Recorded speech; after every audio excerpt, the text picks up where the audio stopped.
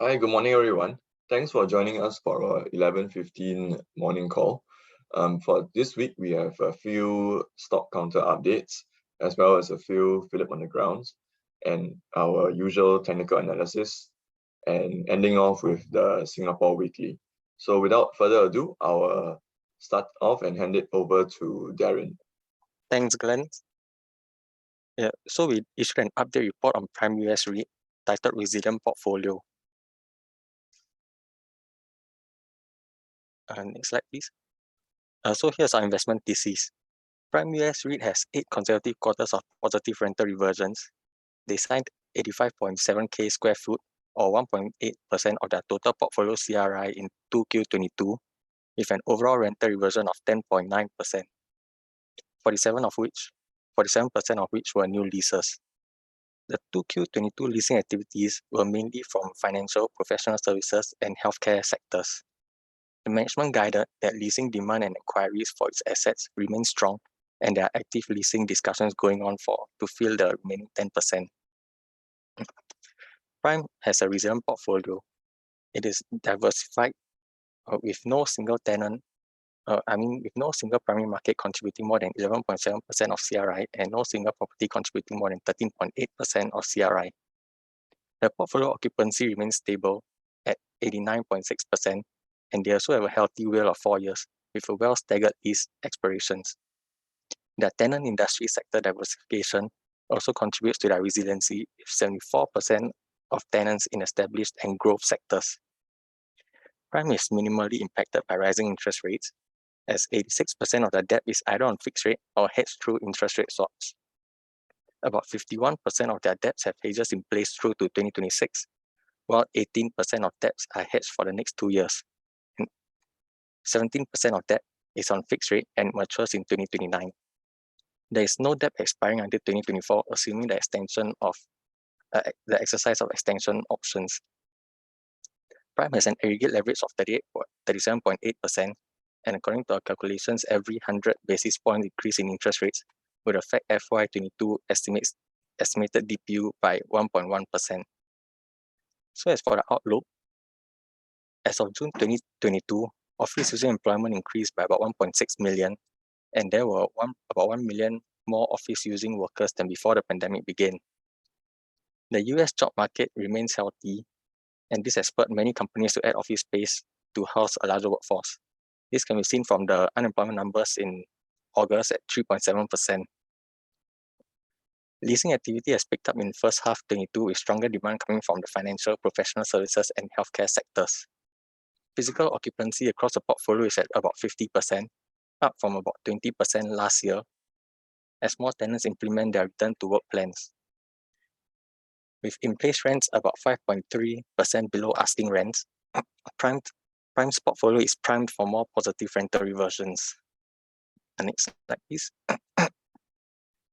So with that, we maintain our buy call with a DDM target price of 88 cents, down from $1, as we trim our FY22 estimates, FY22 to FY24 estimates by 1.2%. Our cost of equity nudged up from 9.6% to 10.55% on higher risk-free rate assumption and market risk. The current share price implies a FY22 estimate and FY23 estimated DPU of about 11.4 or 11.6% respectively. Prime is our top pick in the US office sector for greater tenant exposure to the established and STEM/TEMI sectors and the resiliency of its portfolio. Catalysts include improved leasing demand and a greater return to office. Prime is also trading at a very attractive 25% discount to book. Next slide, please. We also issued another update report on Frasers Centrepoint Trust, titled Retail Recovery Offset by Macroeconomic Headwinds. Next slide, please. So our investment thesis is that going forward, there will be slight positive rental reversions expected. First half 22 reversions at 1.7% are expected to be similar for the rest of the year. The portfolio tenant retention rate is still healthy at about 70 to 80%, with a WALE of 1.85 years by NLA or 1.78 years by GRI. It is also a very well spread they have a very well spread lease maturity profile, and only 5.3% of expiring leases remain in 4Q22 for the rest of the year. So for FCT, shorter tenancies allow for faster repricing rent to cope with the surging interest rates. Occupancy and tenant sales are also above pre-pandemic levels. However, occupancy dipped slightly quarter-on-quarter from 97.8% in 2Q22 to 97.1% in 3Q, but is still above pre-pandemic levels of 96.5%. FCT are in advanced negotiations to replace the tenants to fill up the space left by Film Guard at Century Square, which caused a slight dip in occupancy in the second quarter, or in the third quarter rather. Tenant sales in 3Q22 were up 23% year-on-year and about 10% above pre-COVID levels. This can be seen at the bottom left chart, where the grey dotted line is the average of the pre-pandemic average, and then the blue line is this year's numbers, and is for the whole year it's been about 100% to about 115% of pre-pandemic levels. Shopper traffic in 3Q22 was also up 32% year-on-year and about 80% of pre-COVID levels. This can be seen on the chart on the top left. Same thing, the grey line is the grey dotted line is a pre-COVID average, and you can see the past 3 months, the blue line, it's about 80 to 85%. So we expect the impact from further easing of community measures, especially the one where mask wearing is no longer required in indoor settings, except for certain situations, to further increase the shopper traffic going forward. FCT also has a prudent interest rate hedging in place at 69% of total borrowings. So this is fixed, and the tenor of the hedge is usually matched with the debt maturity profile. The all-in cost of debt is about 2.4%, and green loans account for about 31.6% of the total borrowings. So for these green loans, if they meet some requirements like the GRESB requirements, then there's a step-down clause in the loan, the interest payments. FCT has an aggregate leverage of 33.9%, and every 50 basis point increase in SOR and SORA is estimated to impact DPU by about 1.3%. Next slide, please. So on the outlook, FCT is on good footing to command rental growth, as a hybrid work arrangement should benefit FCT's malls, which are located near transportation nodes. Commute-driven footfall and incidental spending should see an uptick, lifting tenant sales and GTO revenue for FCT. Occupancy cost, which is around 16 to 17%, is at the 5-year pre-pandemic average, and improving tenant sales should lower occupancy costs further, which may support FCT's ability to raise rents. Utilities represent about 7% of the property's operating expense, and they are fully hedged for FY22, and energy contracts will expire end 22 and mid FY23. So we maintain our accumulate, but we lower our TP from 2.71 to 2.38. And there's no change in DPU estimates, but we increase our cost of equity from 6.4% to 7.08% on a higher risk-free rate assumption. So looking at the chart on the top left, that is FCT's historical price to NAV for the past 5 years. So right now it's at about 0.98 times, which is trading near the 5-year lows at -1 standard deviation level. I mean, it might seem cheap, but we think it's a fair price to NAV because given the rising interest rate environment and the macroeconomic headwinds. The chart on the bottom left is the yield spread, is the 2-year is the dividend yield for FCT minus the 2-year Singapore government bond. So you see this yield spread has fallen from 4.36 at the start of the year to 2.65. This means that investors are compensated much lesser than before at the start of the year. So let's say if the government bond, you are getting about 3% compared to FCT's yield of 5.7%. If this spread, it keeps narrowing, then we think that investors are not compensated enough for the risk to buy to to invest in the REIT rather than the government bond, as a government bond is risk-free. So this yield spread continues to fall is not very attractive for REITs. So the current share price implies a FY22 estimate DPU yield of about 5.7%. Next slide, please. So we did a Phillip on the ground on, we did a Poyon's webinar on AIMS APAC REIT last week. So this is a Phillip on the ground. So just to reiterate that we do not cover AIMS APAC REIT. It's a non-rated counter. So AIMS APAC REIT has a market cap of 975 million. It is an industrial REIT with assets in Singapore and Australia. Its portfolio value is 2.2 billion. As you can see on the top right-hand corner, the chart is the breakdown of GRI by subsectors for AIMS APAC REIT. So the result for first Q23, MPI rose 34.3% to 31 million due to the contributions from acquisitions from Woolworths headquarters, which was completed last year, 15 November 21, and higher rental income from existing properties. They have a high portfolio occupancy of 97.9%, with a well-staggered lease expiry profile of 4.9 years. They achieved a positive portfolio rental reversion of 9.5% and a healthy tenant retention rate of 84.6%. So on the capital management front, 88% of the REIT's borrowings are hedged. So this is, we like this because it's a high hedge ratio. There are no refinancing obligations until FY 2024. They have a healthy average debt maturity of 3.8 years and low blended cost of debt at 2.7%. Interest coverage ratio at 5 times, and they have a healthy aggregate leverage at 37%.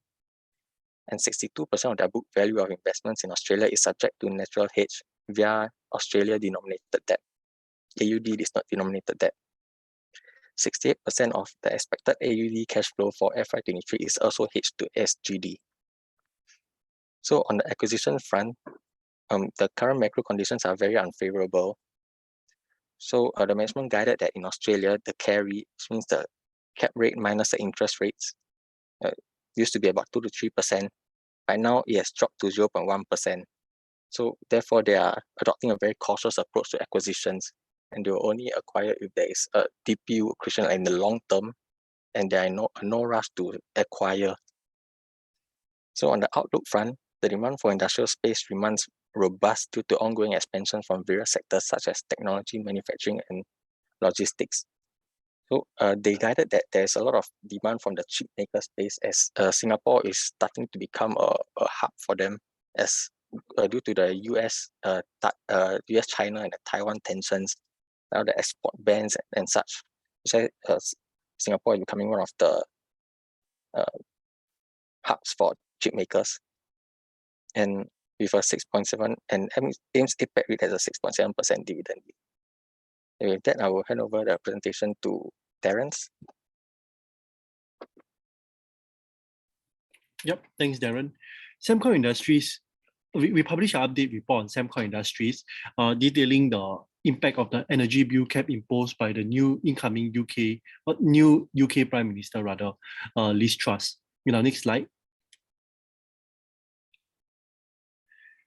UK's new leader, Liz Truss, has kept consumer energy bills at £2,500 or Singapore $4,081 for 2 years to cushion against the rising energy prices.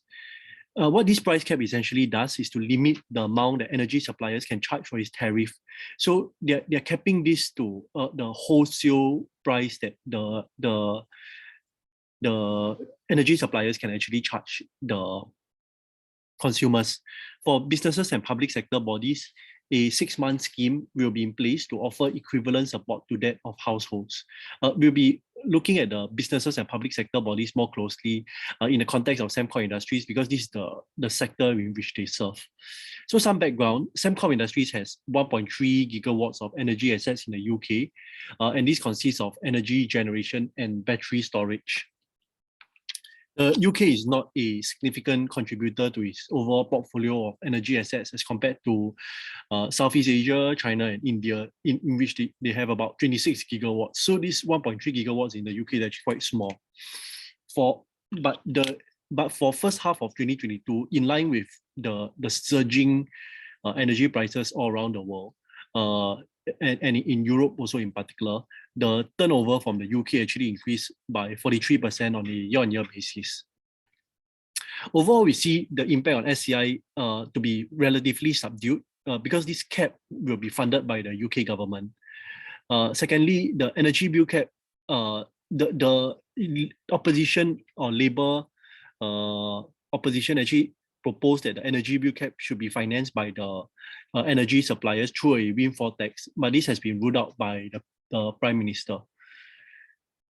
But in terms of the main negative of energy policy is the review of the UK's net zero strategy, which is currently underway. We believe this review could actually slow the move to renewables. So the Prime Minister actually argued that this review of the UK's net zero strategy is necessary under the current climate of surging energy prices. And in light of this, she has already launched 100 new oil and gas licenses, along with dozens of other new North Sea licenses.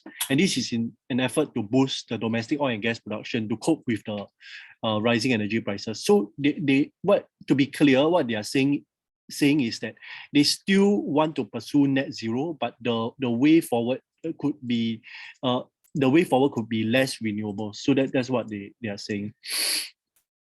In terms of the outlook, the impact of the UK Prime Minister's Liz Truss move on the energy sector are still quite uncertain at the moment, because what they have done is just announce the big picture plan. So the final details are still lacking. Having said that, the impact on Sembcorp industry is expected to be subdued, as the profit contribution from UK is not large. In terms of recommendation, our earnings and core is unchanged, while our target price is still maintained at $3.68. This is still based on 1.2 times price to book, which is the average of utilities peers within the region. So that's all for me for Sembcorp Industries. I'll hand over the time to Glenn. Thanks, Terence. So we're doing a Phillip on the ground on Credit Bureau Asia, which had recently had a webinar with us. Okay, so just to reiterate, this is not rated. And so for their market cap, they have currently 228 million Sing dollars. And the company Credit Bureau provides credit and risk information solutions to banks, financial institutions, multinational corporations, telecommunication companies, government bodies, public agencies, local enterprises, and individuals. So technically, they provide these credit reports to almost everyone and every company. So for the second half, 22 results, they posted revenue of about 283.5 million, which is increase of 5.4% year on year, and PATMI of 4 million, which is an increase of 2% year on year. So their revenue and PATMI has been increasing steadily over the years. So for their products, they have two core products. Firstly, they have their FI data, which is regulated, localized, closed data access, and non-public available information. And they also have their non-FI data, which is non-regulated. It's either global or regional, and it's open data and it's publicly available information. So a bit more details on this, what examples of this kind of data. So FI data would be basically your credit report. So like how many credit cards you have, what is your payment schedule. So this kind of data is very closely guarded, not only by the banks, but also regulated by MAS. Hence, it's hard to get, and only the banks can request for it, and only you can request for your own credit report. So you can't request for a third party.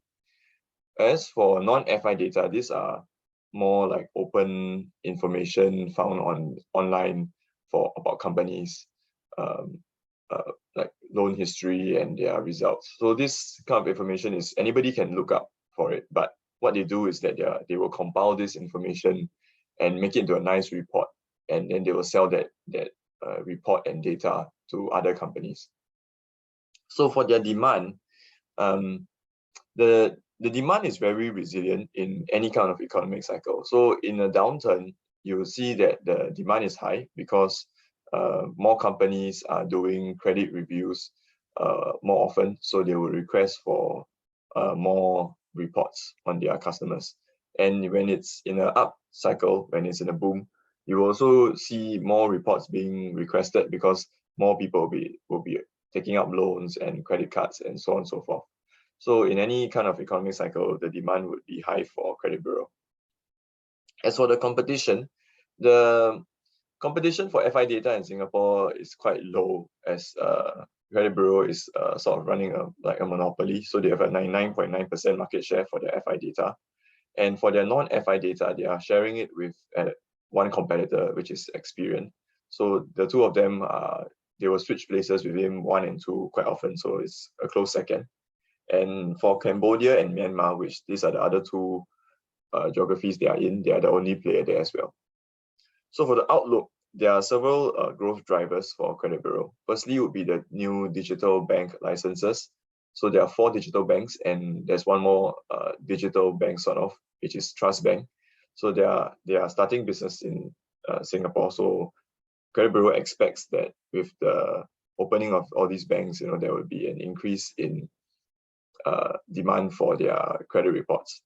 Also, the second one would be the buy now, pay later regulations. So with the buy now, pay later being regulated, credit bureau expects that this would mean that the companies would require a credit report to be able to give out this buy now, pay later.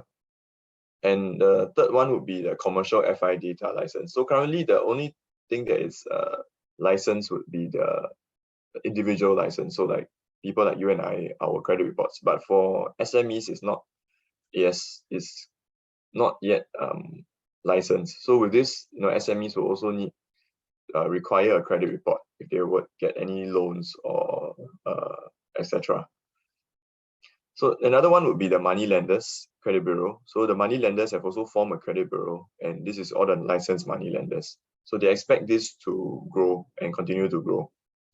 And lastly, their overseas opportunities. So they have presence in Cambodia and Myanmar, and they expect that this would continue to grow, as they have mentioned that this is a very young economy and it's also very large. It's much larger than Singapore. So they expect that would be able to grow exponentially. And last but not least, they're also bidding for a credit bureau in Vietnam. So that's all I have. I'll now hand it over to Zane to cover the technical analysis. Thanks, Glenn. So now I'll be going through the technical analysis section. So for the Straits Times Index, the uptrend is still pretty strong, with the MACD technical indicator registering a bullish crossover last week. So now the immediate support lies about 3,230 to 3,240, which was the swing low last week, and also it meets the 20-day moving average support. As for the immediate resistance, it's likely to lie at 3,285 to 3,305, which was the swing high last week and the swing high in the third wave of the uptrend. Yeah. Next slide. For the S&P 500, last week we said that the day-care bounce rally could face some resistance at the 4,105 to 4,150 region, which meets the 50 to 61.8% Fibonacci retracement level resistance. We found resistance over there, and then we pulled back now. So we are currently at about 3,870 points. So the previous support region at 3,885 to 3,945 area could turn into a level of resistance. So the next immediate support could be at 3,795 to 3,820, which coincides with the gap fill back in July. For the S&P, the MACD is still currently displaying increasing bearish momentum. So some downside is likely to follow through with the breakdown of the key support area. Next slide. For individual stocks wise, we have 2 of them. So one of which is Samudera shipping line. For this, we have a technical sell at $1.04, with take profit levels at 87 cents and 94 cents, with our stop loss at $1.08. The stock last closed at 99.5 cents on Friday.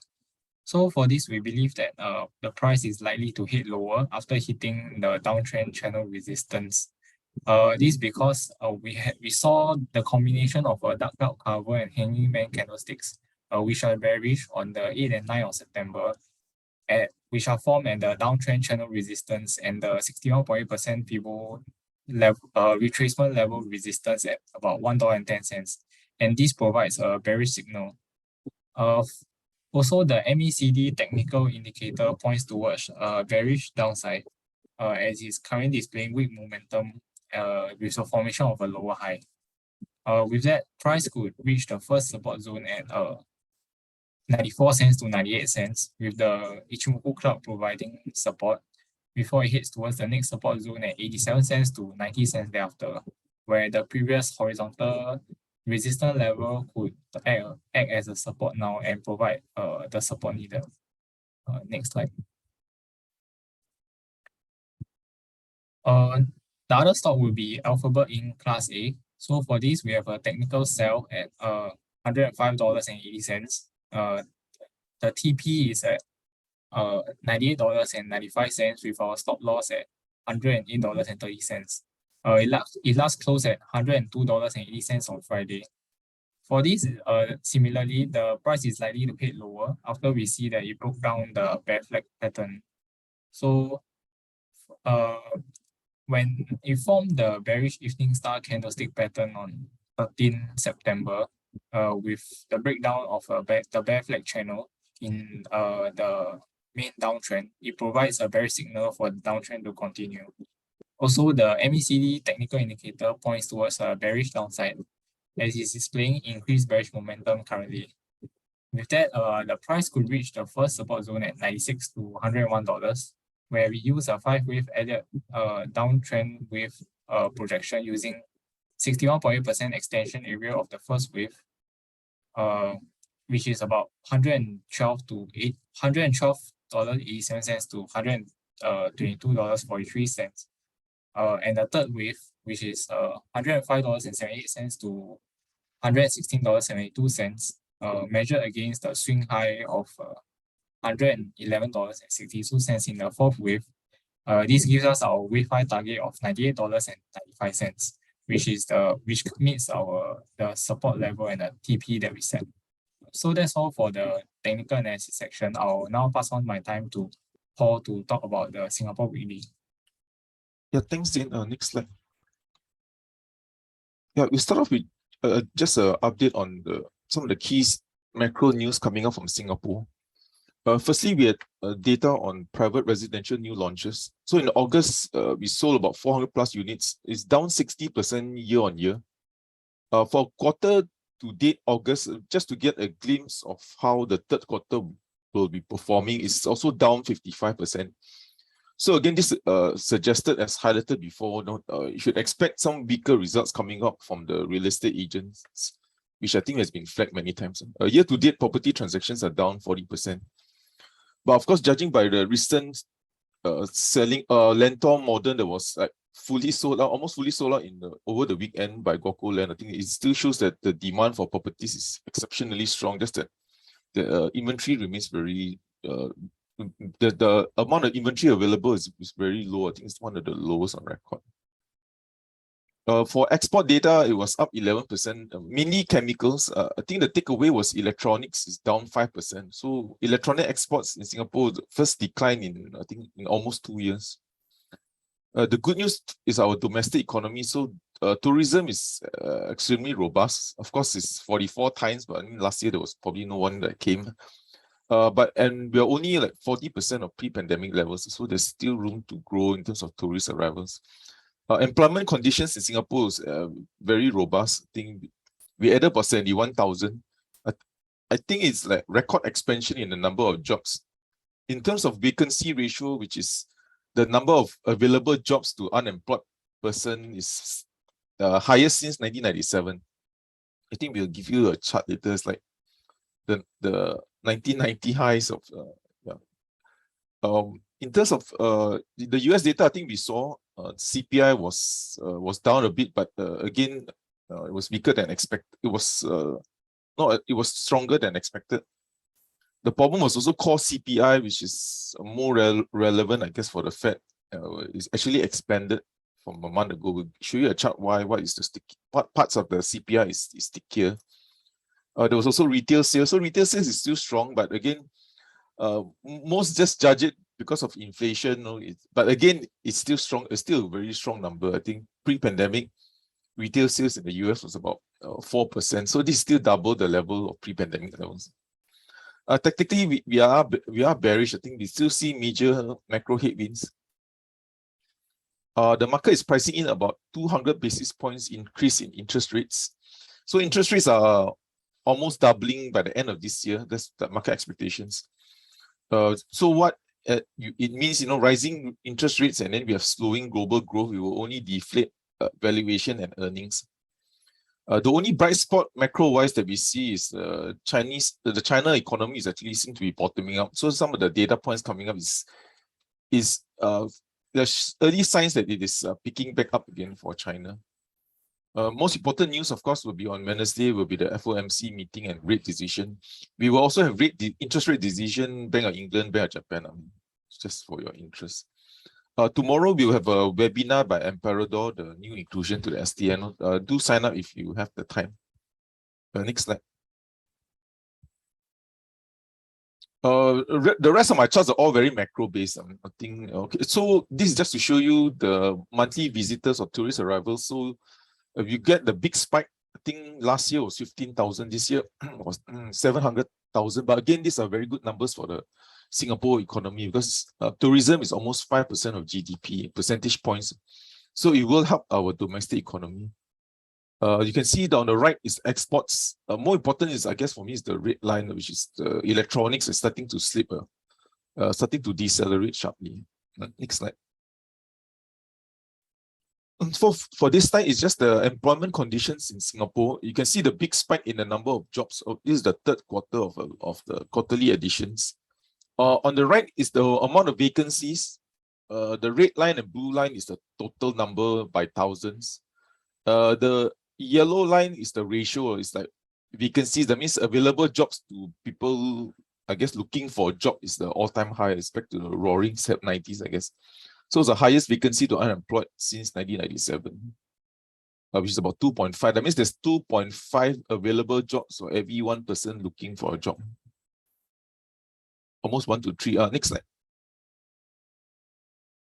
For the inflation number, so we wanted to understand which parts of the CPI, which is inflation, which is stickier. So on the table on the left, the red line is CPI. I know there's a lot of lines there, but the red line is the normal inflation line.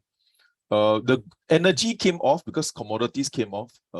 Goods also came off the yellow-green line, but you see it's starting to flatten out a bit. So, but the one that is holding back inflation from coming down is the services line, the blue line. Inside this blue line is mainly rent and shelter. They have their own way of computing, but what's holding back inflation from coming back down is the rising rental or shelter. And that on the right is the core CPI, which is more important for the Fed. So for the Fed, just a reminder, the two main conditions is that core CPI must come down sustainably and meaningfully before they really, or core PCE, before they really make a rate decision. But you can see the problem here now is that core inflation is actually bouncing back up the blue line on a year-on-year basis. Because of many shelter, and especially if the housing price continue to rise, it tends to lead the increase in rental inflation in the US or shelter. Next slide. So this is the other data point. This is separately. Like we said, we always be monitoring property in China because that will be the first to bounce, we think, in China. When we look at Yanlot's announcement, they are probably one of the few developers that give a monthly breakdown of their pre-sales. So you can see on the red line, there's a significant bounce in 2022 compared to the yellow line 2021. So in April and May, if you look at the red line, it was down because of the lockdown. Obviously, you cannot sell anything. And you cannot even go to the showroom because they close all the showroom. You're not allowed. They don't want people to gather. So there was this bounce in, especially in Shanghai, because half of their property sales. So tier one cities is recovering well for property. But you look on the nationwide, it is still declining the amount of residential space sold, but it is coming off the bottom, hopefully. So we think Chinese property has bottomed, but the recovery will be slow. I mean, nationwide at least. So some of the things the Chinese developers are talking about that they're at least bullish about is the Chinese government, of course, continue to relax. Number one. Number two, they're relaxing the home purchase restrictions. Number three, they're relaxing the quota. Of course, sorry, it's not on this chart, but when you speak to the developers, the other thing is the banks also relaxing their quota for end financing of home buyers. And also, there's a lot of developers like Hong Kong Land, Hong Kong, they're all starting to buy a lot of land, or they already started last year, buy a lot of land in China. Next slide. So we also monitor China just out of, because it's going to be I think it's the only bright spot in the whole macro picture. So we do see a bit of pickup in retail sales in China. There's a bounce back to positive territory because of all the lockdowns. The table on the left. On the right is again electricity, just to gauge economic activity. So that's also improving. Next slide. So we also had an update on semiconductor, the latest release. So it's still sliding. I mean, momentum is slowing down for sales, but because sales can include, also affected by price, memory price, and so forth. So when we look at volumes is also starting to slow. This is one of our proxies, the Taiwan back-end packaging units, as to gauge of the semiconductor volumes. Next slide. Okay, then because of the FedEx sell down, so the problem we have is that if in a recession, typically, if you look at the table on the right, there's like a 20% decline in earnings, roughly the last three recessions. But right now, if you look at the consensus forecast in the US S&P, they're still forecasting, I think, mid-teens growth. So if hopefully it doesn't happen, but I mean, if it does happen, you get this kind of FedEx kind of fallout for the rest of the corporates. Logically speaking, there's still room for earnings to collapse. Yeah, I mean earnings to be cut by the analysts because they're still expecting a mid-teens growth. So what I'm saying is that although the bond markets has factored in a recession, the inverted yield curve, but the equity markets haven't, only judging by the earnings forecast. Next slide. Okay, this is my last slide. Again, we always monitor the Fed funds futures expectation. So this is the futures market. What investors, or I guess speculators, looking at for interest rates, the Fed funds rate. So right now, the Fed funds rate is it's a range of 2.5 to 2.25 to 2.5. We usually just mention 2.25. So in the September meeting, the market is expecting 75 basis points. Then in the November meeting, another 75 basis points. Then by the December meeting, you're looking at another 50 basis points. So you could expect interest rates to like roughly double by the year end. It might probably peak in March. I mean, that's what the futures market is expecting before it starts to maybe taper off. So you should get this big hit. I mean, although it's really expected, but you should get this. Just get ready for a lot of interest rate hikes coming up. It's another 200 basis points. Before this, it was only 150 basis points, but because of the weak CPI inflation data, I think the market is just ramping up their expectations. This is just for your reference. Okay, I think we can move on to Q&A. Next slide. Oh, by the way, this is our community. If you have more questions, then just join our community and we will try to address them as they come into our chat. Okay, thanks. Yeah, so to add on to Paul, right, for technical analysis, like if you're interested, there's also like we have a community group on technical analysis there, so you can just post your questions or anything. Yeah, then we can discuss about it. Okay, so now I will just move on to the TA. Okay, Zain, can you wait first? Let us take on all those. Can the rest just take on all the fundamental before we move on to the TA? Hi everyone. So there's a question for me. Hi Darren, what is the 2-year SG government bond you used and not the 10-year Singapore government bond yield as a benchmark for the yield spread computation for FGT? So that's a great question because while doing the computation, I actually did both. So the chart looks very similar. Both also it fell a lot. So just to give you an exact number is for the 10-year, the yield spread fell from 3.6% to 2.4% versus the yield spread for the 2-year, which is 4.36 to 2.65. So both also fell by quite a lot since the start of the year. And then the reason why we use the 2-year government bond yield, 2-year government bond as the benchmark, because basically you want to do like a comparison. So if you hold let's say you hold the government bond for 2 years versus you hold the FCT for 2 years, because I doubt many investors will invest in FCT for like 10 years. So I use the 2 years. That's the reason why I use the 2 years. I think it's more of a like comparison, a 2-year government bond versus holding FCT for 2 years. Yep. I'll hand on to the rest of my colleagues. Yep, thanks, Darren. Okay, I think there's one bank question. I'll read it first. With real estate sales shrinking, what is the outlook for the Singapore banks? Would they be badly affected? So real estate, yes, might be shrinking slightly, but it's still growing slowly. And all the banks have also mentioned that they expect a slower rate of loans growth this year. So they're expecting mid-single digit. And if you look at the real estate loans growth, I think I've mentioned it in my last banking monthly report. It's about 220 billion. So on an overall, if you look at the total loans, which is about 840 odd billion, it's about 20%. So they have other means of boosting their loans growth. And not just loans growth, but the NIM expansion from the rising interest rates will also be able to help them increase their bottom line.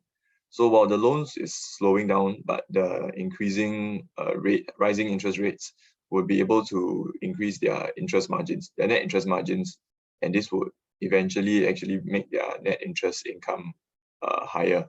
So I don't think they would be badly affected, the banks, at least not by the shrinking real estate sales.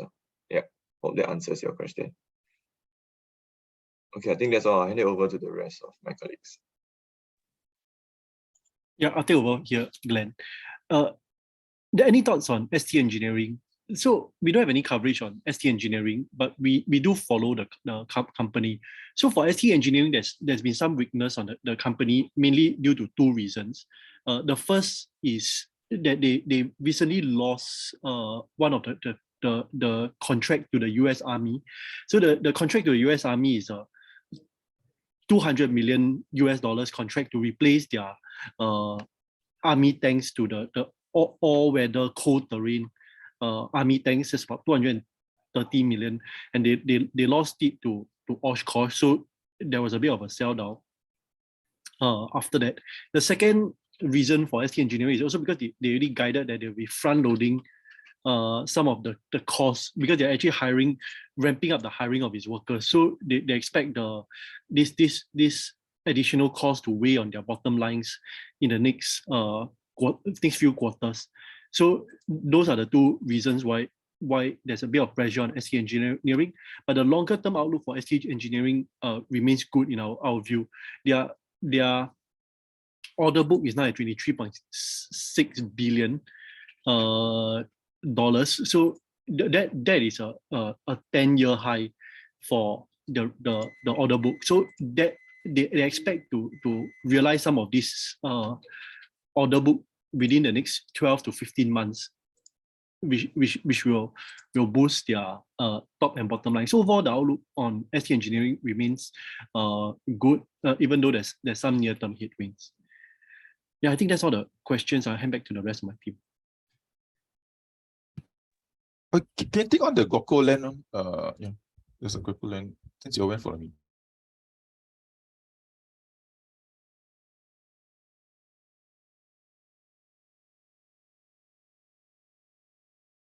Terence can take out the Gokko land since you went from.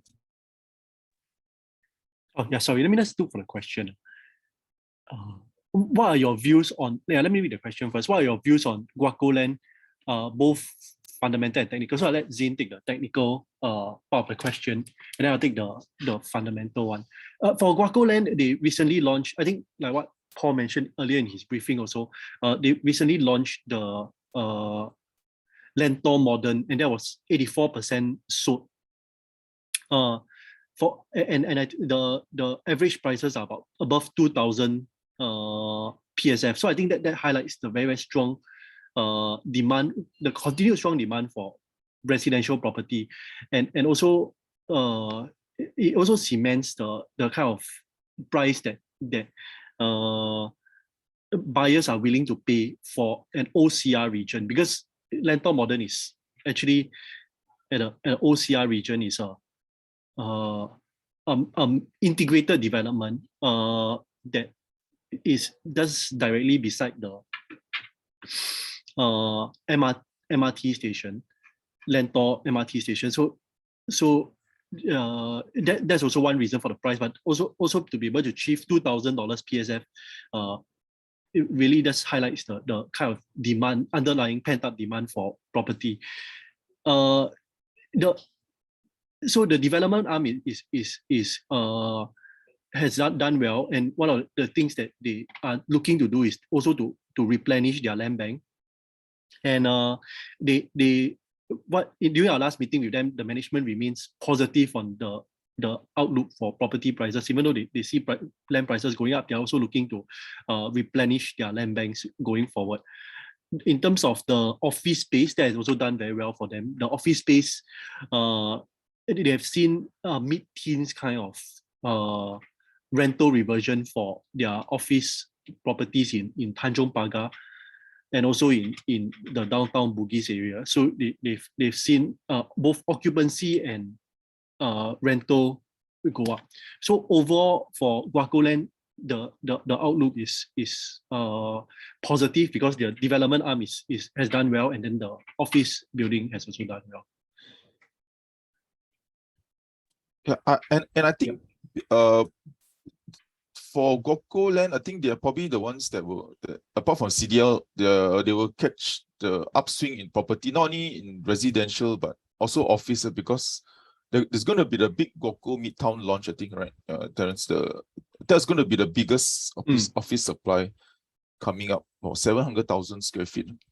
Yeah, and office is still quite robust, actually, surprisingly, in Singapore. Okay. Okay. Let's move on. Okay. Tomorrow, Top Glove reporting full year results. Any comments on what to expect? I think the glove makers, from my understanding, will still be conditions are still very weak. I think there's a bit of an excess supply, excess inventory in the whole glove market in the US and so forth. I think so. I don't expect any strong results coming out from Top Glove. The industry chatter is that there's no let up in the price dumping, I guess, by the Chinese, and also customer inventories are also still quite elevated, especially with the pandemic urgency coming off. So yeah. So I don't expect anything good coming up from Top Glove results. Thanks. Is there any chance for Sean? Can you take this? Yeah. Hold on. Hi. Regarding the question on is there a chance for Singapore government bonds to raise above 3%, given that we are expecting a higher than expected rate hike in the US? The answer is yes, as our government yields usually move in tandem with the US rates. This can be seen as the current SSB is currently at 2.75, but usually the SSB uses the Singapore government securities, which are the SGS, as a benchmark. So you can see that the SGS yield has been edging up slowly, with the recent 5 years SGS that closed in September is around 2.92%, while the previous 10 years SGS bonds that closed in August, it's around 2.71%. So yeah, the general answer is yes lah. So hope that answers your questions. Darren, this one. Yeah, so there's a question. Hi, Aaron, what are your favorite picks for REITs and why? So for REITs, we like the hospitality sector for the recovery in travel demand. So for that, our topic is Escort in that sector. I think I issued a report recently on Escort, so can take a look at that. And then other topic is Prime, which I gave a presentation on just now, for their resiliency of the portfolio and their high dividend yield. So these two are my favorite picks for REITs. Yeah, but in general, just to add on, we are actually very cautious on REITs. Darren, because we just worry there is no growth.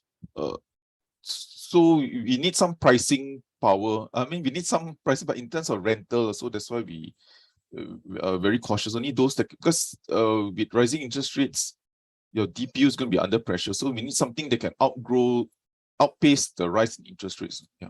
Sorry, Darren, you can go. Try to interrupt. Yeah, FA for Ascendas iTrust demand for interest growing. Why share price falling? I'm sorry, for Ascendas iTrust we do not cover, and I've also never been invited for their any briefing, so I'm really not familiar with them. And so I can't really give any comments for that. Which do you like, CICT, FCT, or MCT? For me, I like FCT more for their suburban malls exposure and the retail recovery. The other two, because they are bigger, and I think because of that, their yield spread is also not as high.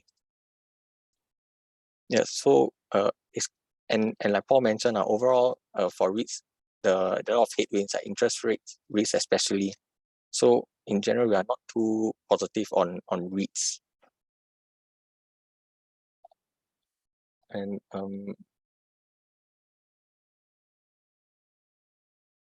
yeah, what is your update on Dasim Retail Trust? So for that, I think Dasim Retail Trust, I think the bond is the problem for yeah, the bond, they have to refinance the bond. So I don't think I've seen any news on that. So if they do not have any updates soon, then I think I'm not too positive on Dasim Retail Trust.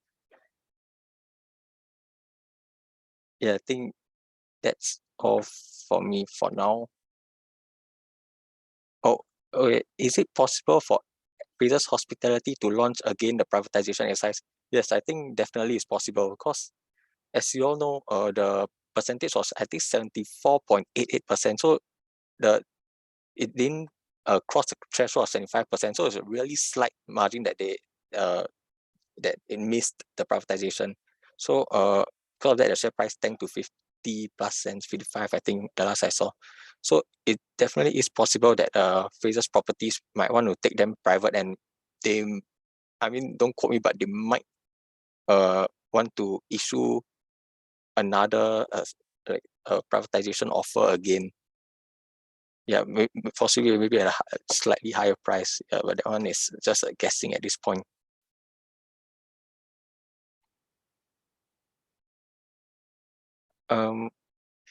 Any chance of KDC delisting? I think this is quite unlikely. But then I think your question is similar. Maybe you mean they're getting kicked out of STI. Yeah, but then that is because their market cap is one of the lowest in they're in the STI right now, and their market cap is one of the lowest inside the STI components. So for that, if there are bigger future upcoming any bigger market cap players that meet the requirements to be listed and they are bigger than KDC, then KDC might get kicked out of the STI. But then delisting, I think, is very unlikely for now.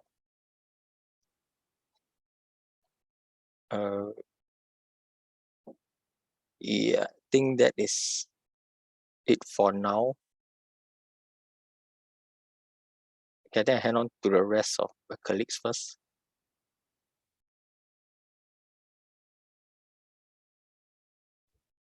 Yeah, okay, thanks. Let me just run through some. Hi, Paul, what are your views on the failed privatization of Frasers Hospitality Trust? Is it a good buy at this? Yeah, I think, yeah, for me, I think so. I mean, I didn't read the independent financial advisor, but if they say the offer is fair, I guess I'm assuming because for me, hospitality, apart from the yield, there's always a lot of development value inside. Because I don't think they are privatizing it, not just the recovery, but there's a lot of hidden value in all these hospitality assets. There's a lot of hidden development value. You can see how CDL, after taking on MMC, sold some of their hotels in Seoul at, 30-40% above valuations. Likewise, we see that in Escort too. So hotels, in a way, sometimes because of their good location, they are like a place to hot land too. So, I mean, that's my own thoughts. So I always thought that hospitality, especially in this environment. The other benefit for hospitality is that if China announce, again, I mentioned this before, I mean, who knows when, but if China really announce a relaxation, then all these hospitality assets could take another leg up. Yeah, because yeah. So that's this positive news. So I thought Fraser Hospitality Trust should look attractive, but I didn't go through the independent financial advisor. That would typically give you, they are giving you free valuation report there, so that will give you some idea how they justify the valuations there. But sorry, I didn't go through. Maybe Darren can. Hi Paul, what is that something in your mind that can outpace interest rate growth? Or okay, what we are trying to say is that the problem for REITs now is the challenge to grow. Inorganic growth, that means acquiring like what Capital DC does, buy and grow, is going to be tough because there is no accretive acquisition from your debt. So the whole business model, the whole game plan for REIT is borrow at 4%, then get rental yield at 5%, and then just collect the 2% carry, the difference. But right now, since the cap rates, because property price didn't move or may actually increase, very hard to acquire anything to grow. So what I worry is that the REITs might be just not just a stability. You're just buying it for stability. There's no growth in the rental yield. Yeah, that's why. But we want to buy those that can still grow. We should think there's organic growth, which is like Frasers. So just to give you some rough idea, if you look at most REITs, roughly, I think we mentioned before, they need to grow their rental or MPI maybe 6-7% roughly. Even the AIMS AA also, they need to grow 6-7% just to maintain dividends. Yeah, and not to mention the spread over bonds is also narrowing. Yeah, I know sounds a bit complicated, but the reason why Darren gave you that chart on the on the earlier chart between FCT, what it's basically telling you is that it's getting expensive. That means that I could have bought a bond. The difference between a bond and the rent and the dividend yield from a REIT has narrowed so much. So I'm not really compensated because the FCT's yield. So they better be growing their rentals. Otherwise, people might just sell it down because I'm sorry, I know probably very confusing. Hi Paul, do you see an impact from the passing of Queen Elizabeth, I guess, on the markets in general? No impact. Yeah. I don't think the pound dropped because of that. The British pound dropped because one of the worst deficits since 1970s. How serious are the effects from the Fed 200 basis points increase? There are correlation effects and multiplier, money supply for Malaysia, Singapore overall financing, and the projected growth. Glenn, you want to take this? Hi, do you foresee further pressure to Sing Sing profit margin in upcoming quarter due to inflation? I think they can still maintain their margins. They've already done it. Why we say so is that their strength in fresh food.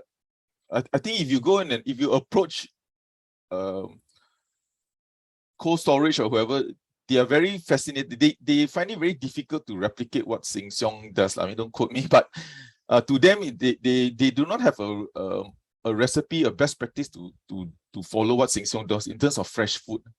So the ability to capture margins in fresh food is very challenging for most retailers, which is Sheng Siong's strength because they source directly and so on. So otherwise, why not cold storage anymore? I mean, the Giant and all that. Why they cannot replicate the kind of margins, and why it's because of the fresh food. They just find it very difficult to replicate what Sheng Siong does. So I don't think the margins will get affected.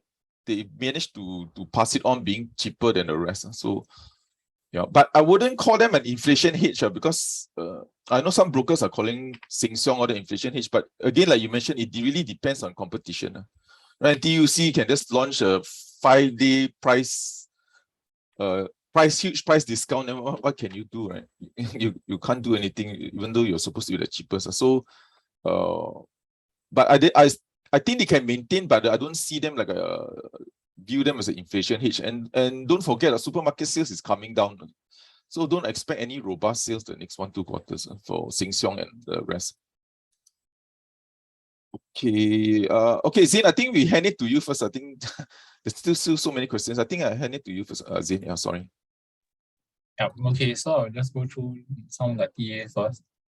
The first one I see is SGX. So for SGX, currently the support is probably at around the 930 to 940 area, which is a strong zone over here.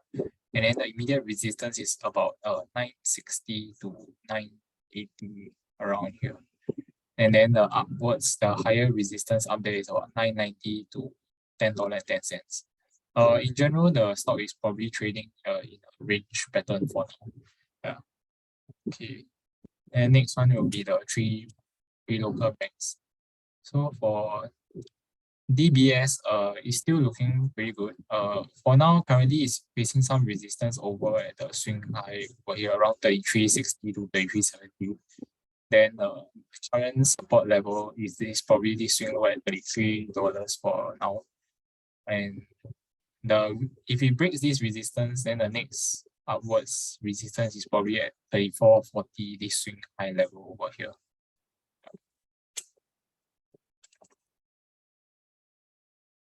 And for OCBC, it's also not bad. It broke out of this pullback kind of. So then it met some resistance over here at the swing high of around 12.40. Then there's also upwards resistance of at 12.50, I think 12.50, close to 12.50 over here, as seen in the past 2 times in the chart. And for short-term support is at this swing low is at 12.10, and then the lower end is around 11.90 over here. But the chart still looks good, given that we have seen some higher lows being formed in the chart. We just need to take out the resistance area around 12.40 to 12.50. And for UOB, it still looks like it's consolidating in a triangle for now. It met resistance at 27.50 over here. 27.50 to around 27.90 is a resistance area. And then the higher resistance area is probably at 28.40, 28.90 in this region. Then for support, it's at 26.60 to 26.90 over here. So for now, it looks like DBS remains the strongest, and followed by OCBC and then UOB.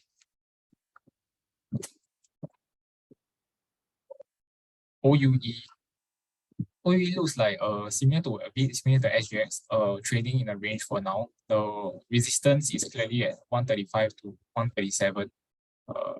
Then support wise is at the lowest 124 seen in this low to about 128 area. Yeah.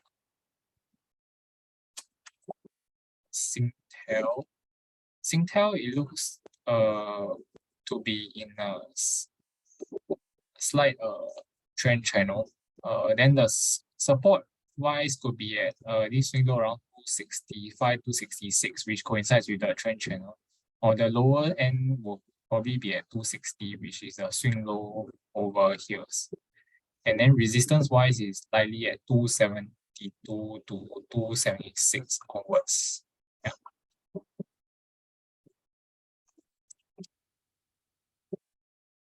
Okay, Comfort Delgro, it looks like is currently probably it might have a chance to be triangle consolidating triangle for now, given that the trend line support is holding at 136, 137.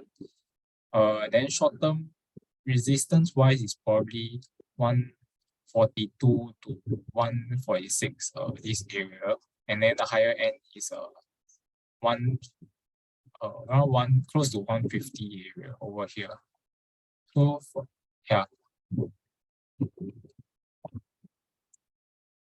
Okay, then for moving on to Yoma, it's still currently downtrend resisted by this downtrend resistance line. Immediate resistance at 0.131 to 0.133 area. Then is currently in a support zone. So the previous level was at 0.124 to around 0.127-128. So we are currently in this zone. So we might see some support coming for the stock for now, but it's still in a downtrend. Then dairy farm, also in a range pattern. The highest resistance is at 290 onwards to about 310. Then the support area, the swing low at 260 here, we might see some support, but looks like we stayed a while over there and we really broke down to now 254. So this might become a support and resistance level, given that it's not very strong. And then it might hit lower to the low end of maybe 230 to 240 area, which is a swing low in March this year, which might act as some support for the stock.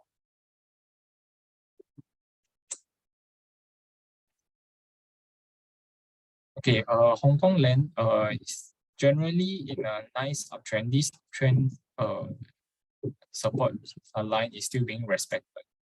For resistance is at around 494 to the range of $5.10 around here. Then for the support will probably be this uptrend line, and then maybe this swing low at 470 area, which is there's the swing low. It was a swing low twice, so we might have some support over here. And the low end of the support is 460 around there. Moving on to UMS, the stock looks pretty good. It broke out of downtrend line, then it pushed upwards to about 136 before we created a higher low at 127. So for now, it looks like it might be trading in a range pattern. The immediate support around 124 to 127 area. Then the resistance is at 136 onwards. Then the higher resistance upwards might be at 144 to 147 area for now.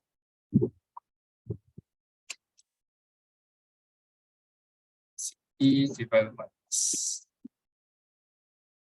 Okay, for city development, looks like there's some resistance over at the 870 area, from around 845 to 870 area, which coincides with some resistance over here back in 2020.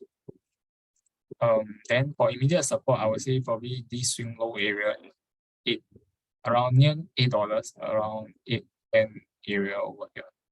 So sell price might come to this area for some support before trying to attempt the resistance area again. Then for the lower end of the support area, probably at 770 region, 750 to 770 region. Yeah. Okay, then I see Alex has a few questions on US stocks. For this session, I'll be covering mostly on Singapore and Hong Kong first. Then for US, we have a webinar at 8 p.m. to 9:15 p.m. every Monday night. So you can tune in where I'll be covering all on US stocks. So moving on, Yang Zhejiang, okay, looks like possible double top formation at 103, given that we pushed on Friday and then we had currently some selling taking place today. So the immediate resistance is over at 101 to 103. The immediate support area, I would say, is this previous resistance level, which was finally broken. So 970 to 985 probably acts as some support for now. Then the lower end is about 925 to 940, 945 area over here.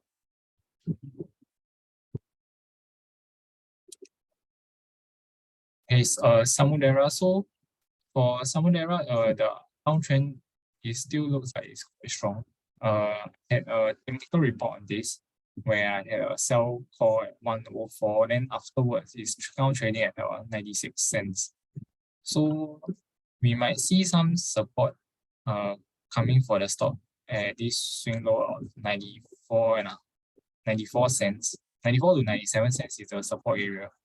So we might see some support coming for the stock for this. Then if not, the next area is at 87 cents to 90 cents area, which is the lower end support of the trend channel. Yeah. Okay, Chip Eng Sing. For this, it's still in a very nice uptrend. The trend line support for currently might see some support at around the 69.5 cents to about 70.5 cents area, which also where we see a swing low being created over here. So we might see some support if this trend line holds. If not, is this previous horizontal level resistance that was broken out at 68 cents. Then for short-term resistance wise, it lies for about 73 cents to 75 cents area over here.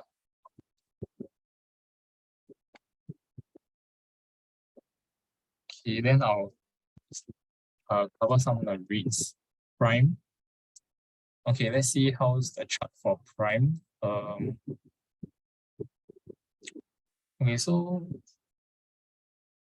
Prime looks not bad.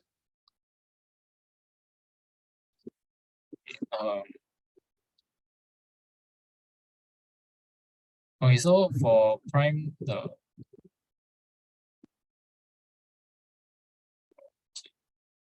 Prime currently it looks like it's at the support level for now, which was a swing low last time back in 2020 around the 60 cent area. We tested it recently and then we started moving a bit sideways. So some support may be coming in for the stock. Then which also coincides with the 50% Fibonacci retracement level. Then for immediate resistance, it's at 63 cents to I think 66 cents area for now. Yeah.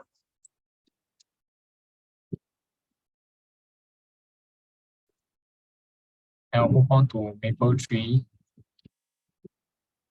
So for Mapletree, so you gathered some support at the trend line support area at 183. Then you push upwards to test the whole resistance area at around 192 to 195 area. Then we pull back a little bit. Looks like we are gonna be testing this key zone 186 to 188, where we had previous resistance, then became a support resistance again. Then now might be acting as a support level, which coincides with this uptrend line. So 186 to 188 can be a level to take note. Yeah. Then a lower support might be this 183 swing low over here.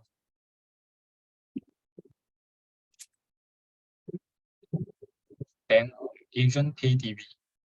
Okay, so for Asian Pay TV, doesn't look good. Currently in a downtrend, but we are nearing a support level at 0.109 to 0.113 level. Yeah, so because of this swing low generated back last year. So if this level is holds, then we might see support coming for the stock. Immediate resistance wise around at 0.116 to 0.118 area. Yeah.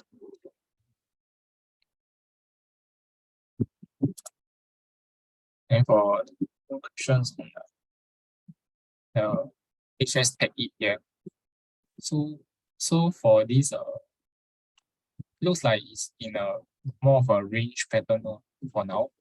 The resistance is at about 70 cents to 76 cents, 77 cents area. Then we had this swing low back at 70 cents in August, but then we broke it quite convincingly. So this support area doesn't hold. So we might find some support at the next swing low at 65 cents area over here. And the lowest end, I think, for this stock will be at 58.5 cents. Yeah. Currently it's still in a downtrend with some lower highs and lower lows being formed in this recent pullback. Yeah.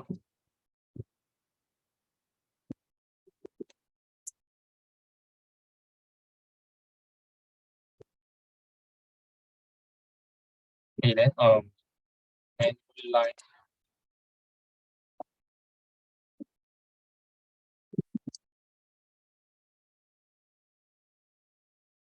Okay. Manulife REIT. So for Manulife, is still currently in a downtrend channel for now. Then I would say the resistance area probably at 52 to 53 cents over here. Given that it was a previous swing low last time in 2020. Then recently we had it was a swing low recently, then we broke down a bit. We tested it, previous support became resistance. And then now the immediate support probably at 48 cents area, which coincide with this swing low and the trend support of the trend channel also. Then the lower end of it might go down. The lowest end of the support may be at 45 cents area, which was the COVID lows. Yeah.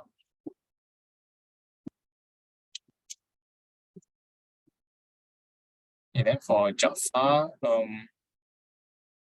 it's still relatively like in a range for now.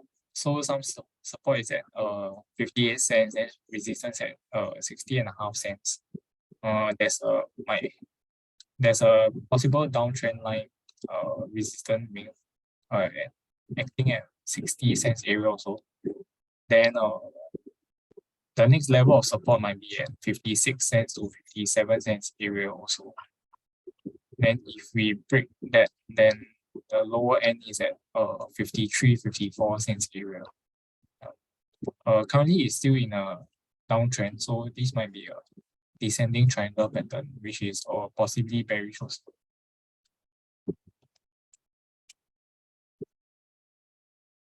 And wouldn't agree. Okay, it's still in a nice, very big uptrend channel. You might find resistance at 29 cents to 30.5 to 31 cents area. Support is likely at 26 cents to 27 cents area, which is a previous resistance over here might turn support and then also coincides with the uptrend line channel over here. Yeah.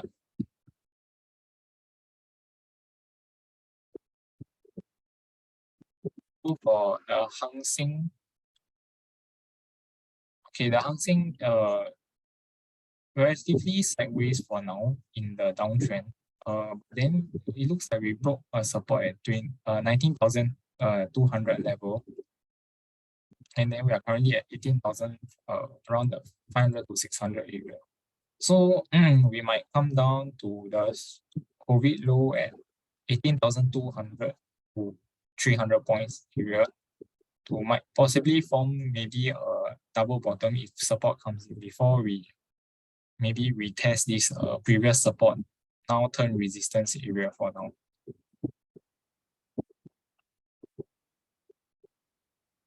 Okay, then I'll talk on Guaco Land.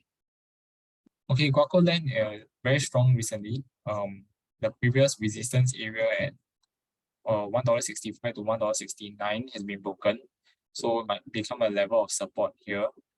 As for resistance wise, we look back in the past data. let's see.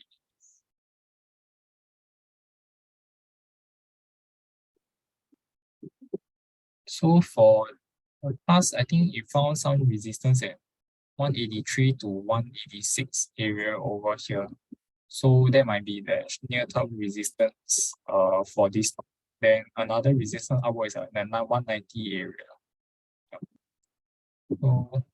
So if the stock is strong, then the previous swing high over here at 172 to 175 over here might act as an immediate support instead of the stock coming down to this previous resistance area 165 to 169 again.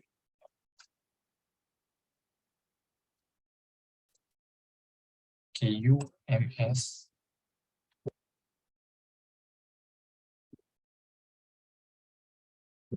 UMS. Okay. I think I covered just now. Okay, so I won't repeat it again. Yeah, I think I'll just cover about 3 more, then I sit back to my colleagues again. So for H1 Net Group, so the resistance at immediate resistance 79 cents to 80.5 cents over here, then upwards of it around 82 cents to 83 cents area, which is a very strong resistance back then last year. Immediate support is at 76.5 cents to 77.5 cents, which was the lowest of this consolidation. Then if you go lower than that, then probably at 74 cents to 75 cents area.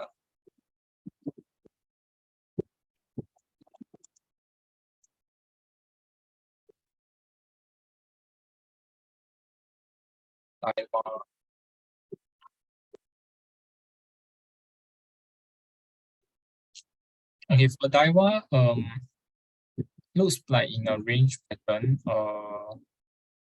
Some short-term resistance recently is at around the 70 cents mark over here, possibly because of this swing low being broken, so might act as a level of resistance for now. And then immediate support looks like we are seeing it at 66 cents.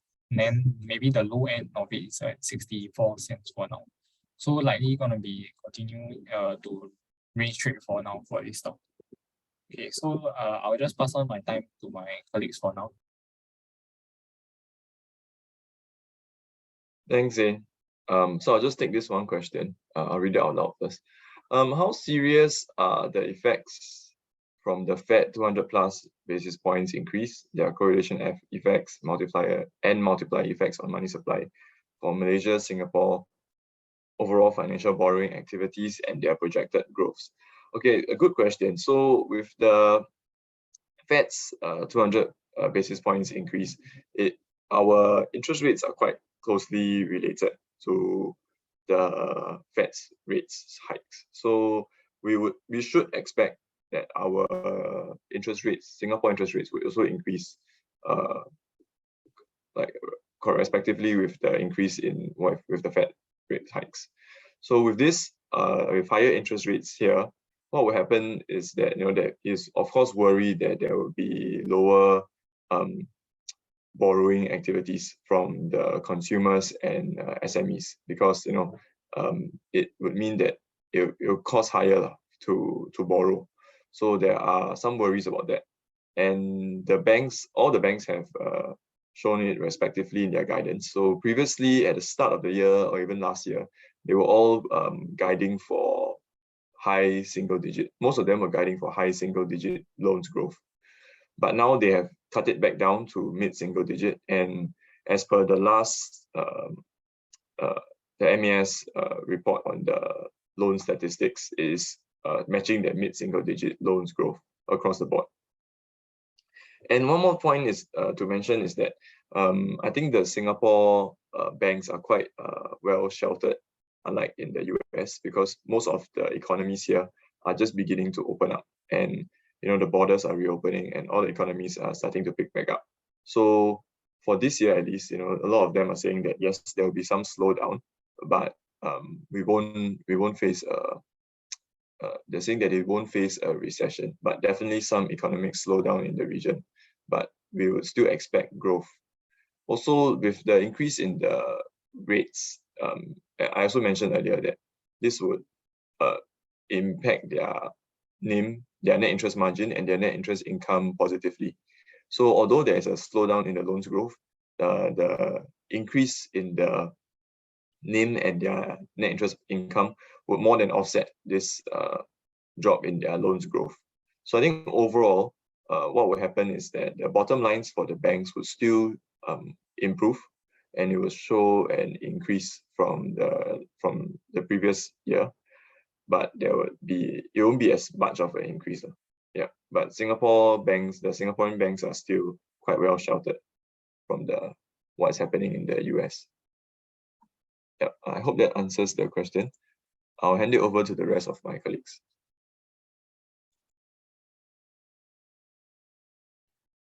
Okay, thanks. Let's try to clear the rest. Paul, what's your view on Chip Eng Seng and BRC Asia the next 6 months? BRC Asia, I hand it over to Terence, but for Chip Eng Seng, really not clear. I mean, yeah, of course, the rumor is whether the owner she will privatize it. That's a bit strange why you want to announce it before you actually do a privatization. But they've done it before with Singhai. Frankly, I'm not much I can say because really no insights on this. Yeah, I think the book value is 90 cents. Her cost might be 80 plus cents compared to price. So I'm really not sure. I'm just finding curious why you want to announce. If you want to privatize, you just do it. Yeah. So can't really help you on that. Sorry. Terence, you want to help on the BRC Asia? Yep, sure, Paul. So views on BRC Asia in the next 6 months. Yeah, so the view BRC Asia's performance is closely correlated with the performance of the construction industry because it has about 2/3 of market share in the construction industry. That means that its performance is closely correlated with the construction industry. The construction industry is currently facing a little bit of pressure, especially in the last 3 months, mainly because of two reasons. The first is the spike in the number of workplace accidents for the first 6 to 7 months of this year. So for perspective, for the first 6 to 7 months of this year, they had about more than 35 death cases in the first 6 months of this year, and that is the 35 fatal cases in the construction industry for this year is the same as the whole of 2021. So the authorities are obviously paying attention to the issue, and they are they are doing more to make sure that these contractors pay more attention to workplace safety. So one of the things that they recently implemented is they're launching this gazette to penalize errant bosses for the number of workplace accidents. So if you have a high number of workplace accidents stacked to you, then what they do is they'll penalize these bosses through suspension or they delay the workplace construction activities. So that is something for them to take note of, so that they don't accumulate all these penalties to incur a delay in their construction progress. The second reason is because of the spike in dengue cases. So now what is happening on the ground now, especially when we speak to the construction players, is they are sending in workers to they're sending in government officials, the MOM, they're visiting the sites like once every week or once or twice every week. So when they discover offense, then what they do is they will halt the construction progress. So that is overall, both of these factors has resulted in a slowdown in construction activity, and that's why the volume has come off, and so that will impact BRC Asia. But having said that, the overall trend for the construction industry is still strong, because of the recovery in the construction sector. Though we do see some slowdown because of the two factors that I mentioned above. I think that's probably all for me. I'll hand back to the rest. Maybe hand back to Paul. Okay, thanks. Before passing on to Sean, let me just run through before I hand to Darren and Sean. Hi, can I know if there's a Telegram channel under Phillip's logo with the title of the group as Stocks Research C3? No such thing. Yeah, the only ones that research handle is Stocks BNB. I think no stranger. I think all of us probably get a Telegram chat every other day. I think I get like one or two. I'm not sure who all these people are, but one or two of this kind of Telegram, more like a pump and dump kind of Telegram chat. So just be careful. But we only have one in it, yeah, which is the Stocks BNB Telegram. Yes, so they might have copied our logo and just use that and claim that it's part of the stock research. That's why our advice is we're trying to shift everything to the P3 Poems 3 app. That will be a bit safer channel to get updates and so forth. Yeah, thanks. Any view on nanofilm? No particularly strong view, but I think because they are seen a little bit to a proxy to Apple, so one of their customers at Apple, so they might get a bit of pickup if, I mean, the recent launch of iPhone 14, I think, so that might help them in the near term. The key is to get their technology into the lens and other products. So until that happens, I think they might be seen like an Apple proxy, I guess. If the REIT sector outlook is not too positive, which sectors are recommended? Of course, our domestic economy is very strong. I think F&B and so forth, but that's too small. The one sector which we do see strength is actually the offshore supply vessels like Marco Polo and so forth. When we spoke to another offshore support vessel company that operates in Middle East, of course, listed, they are also seeing very robust demand. So their rates are up almost 30%. Utilization is almost full. What they see is that companies like the Middle Eastern oil and gas are rushing. They're trying to rush. This probably like their last hurrah before EV cars come up and everything goes to net zero, right? Carbon, they want. So there's a big ramp in production out of the Middle East. So everyone is rushing before the 2030. I don't know.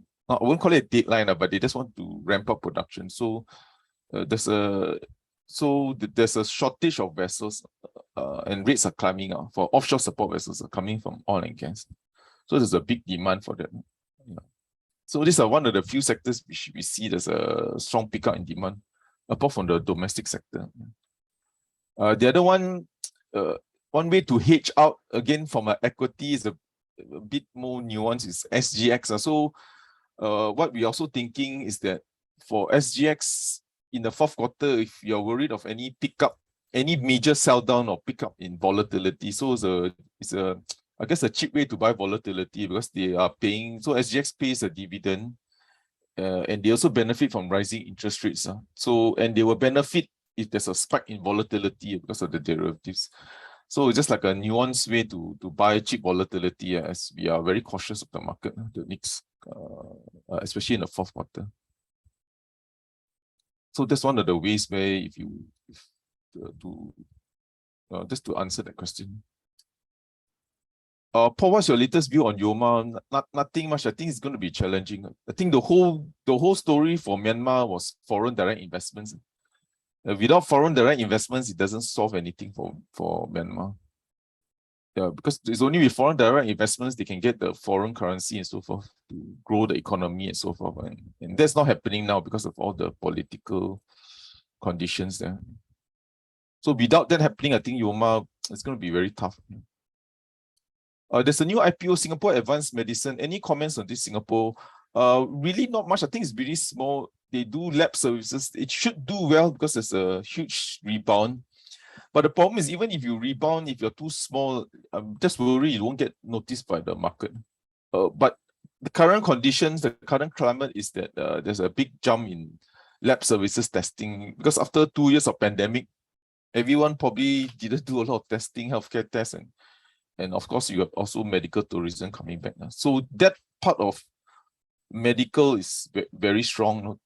I think that's where they are in more into testing and so forth, if I'm not mistaken. Yeah. But we will try to brief everyone if they do give a briefing. This company is part of the Berjaya group. Sean, you want to take on the question on, and okay, before that, let me just answer this. What are your thoughts on Thai beverage being a hedge from rising interest rates? No, actually, Thai beverage is the opposite of a hedge. Thai beverage is very geared, so rising interest rates will actually hurt them. Would this perceived strength apply to Emperador? Not really. I think the only strength you can see is that if you're a brand name, like Thai beverage, they got like 90% market share, so they can actually raise price. But not a hedge from rising interest rates. I guess the brand name will give them pricing power to a certain extent, and the reopening of Thailand. Emperador, I'm not very familiar. Sorry, I don't follow this company. Maybe after tomorrow, we'll brief everyone from tomorrow's webinar. With them, we will brief everyone what this company does. Actually, I'm not very familiar. Okay.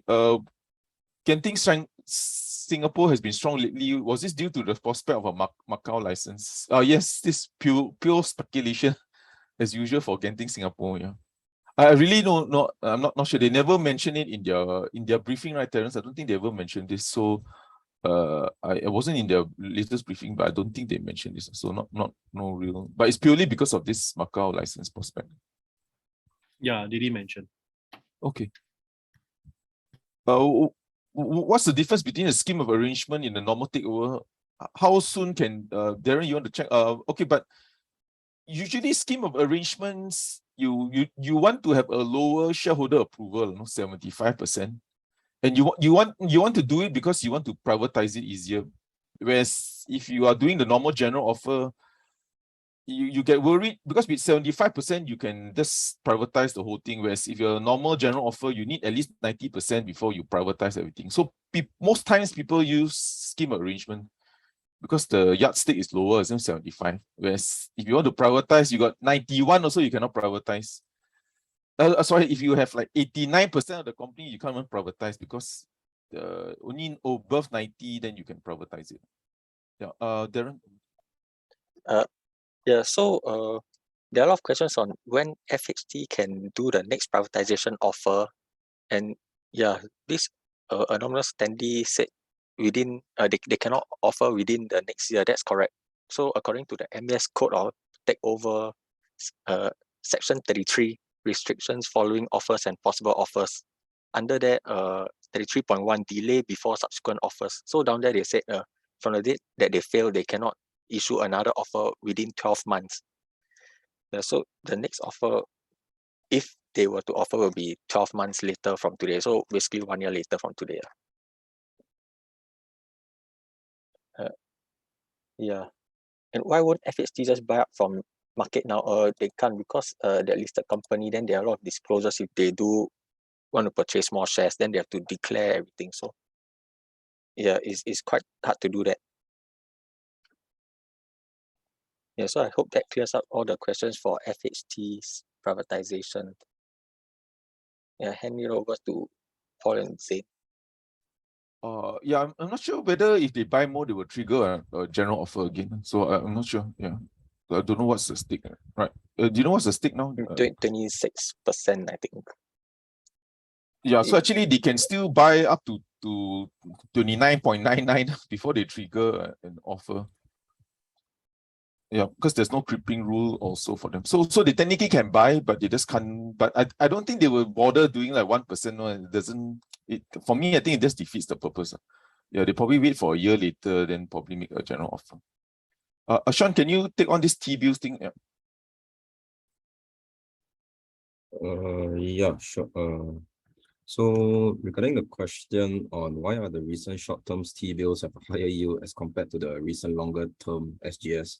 So basically it's due to demand and supply. As we are in a volatile period, most investors are parking their funds into longer dated bonds. So to lock in the rates which have drove SGS prices in August to go up, hence resulting in a lower yield. But in general, with a lower yield issuance, the demand is expected to be weaker, which will then lead to a upcoming yield to rally up back up again. But there's no guarantee if the demand is still strong.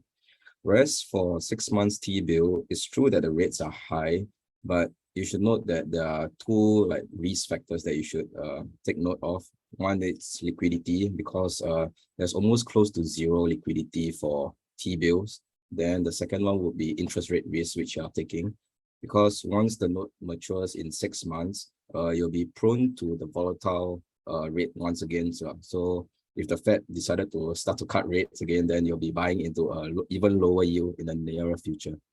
So yeah, hope that clears your question. Okay, but Henry, just to answer this inversion, yeah, I mean, you're right. So what is happening is that the market is pricing in a recession. I mean, once you have an inversion, because what it also means is it doesn't, like I say, it doesn't cause a recession, but the bond markets are pricing in a recession. I guess if you have an inversion like this, so you're absolutely right. The equity market hasn't priced that in, but the bond markets definitely have. So what it means is that who wants to buy a 10-year when you can buy one that is, what it means that what they're implying is that the Fed has to eventually cut rates. So because of a weak economy, so that's the signal.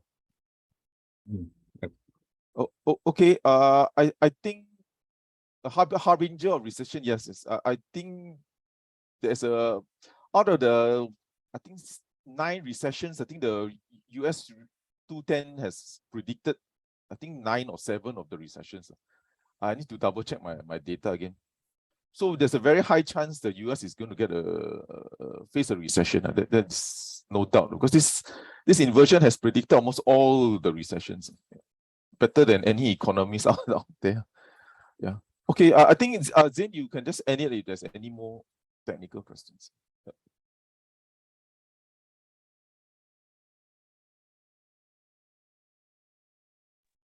Okay, I'll just cover some technical questions and before we end at 1. So for Inotech, it looks like it's probably in a range for now. The previous support area at 50 cents has become a resistance area here. Then immediate support wise, I would think is at around 44.5 cents to 46 cents area. Then the lower end of the support is probably at 38 cents to 41 cents area. The stock is still in a downtrend for now. Yeah.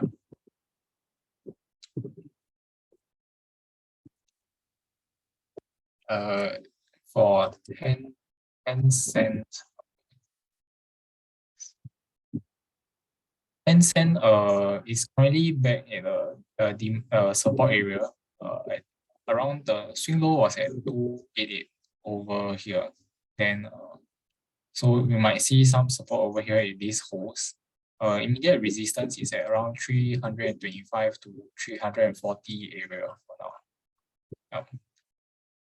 And if that level at 288 cannot hold, then we might see it go to this previous support range at 250 to 280 area. Yeah.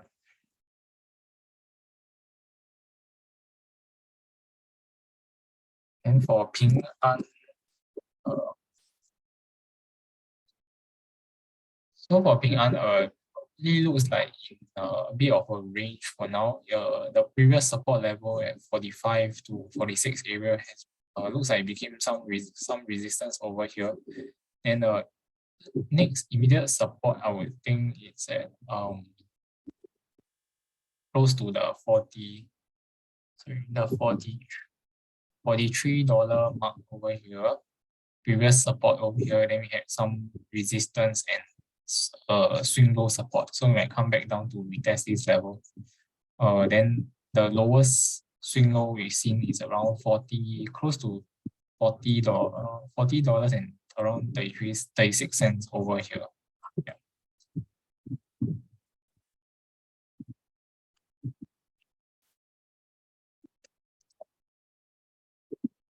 Then for so after we broke out the resistance at around $7.30, then we pushed higher to around 750 to 753. Then we tested it twice, then we couldn't break out of it further, then we came back down. So resistance at 750 now. So these previous previous resistance at 730 could become a level of support. If not, then we might come back to the zone at 690 to around $7.10 area, which was a pretty strong resistance area in the past. That might act as a support now. Yeah.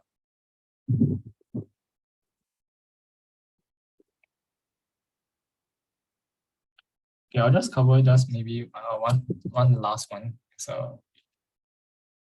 So for Hong Kong exchange, we broke down the support at 319, 320. Then we sold down pretty fierce, and now it's at 291. The next support level I would see is probably the previous resistance zone of 280 to 285 back over here. So this was a previous quite a strong resistance level that might turn into a pretty good support level for now. Yeah. So that's all for the TA today. Paul, do you have any closing remarks? Yeah. Okay. So thanks everyone. Thanks for all your questions and your time. Do join us. And I think for us, like this near term, it's pretty bearish for us. Like the saying goes, sometimes you got to step out of the casino for a smoke or for coffee. but anyway, thanks everyone for your time. I hope to see you maybe tomorrow for our Emperador webinar. So thanks again and have a good week ahead, everyone.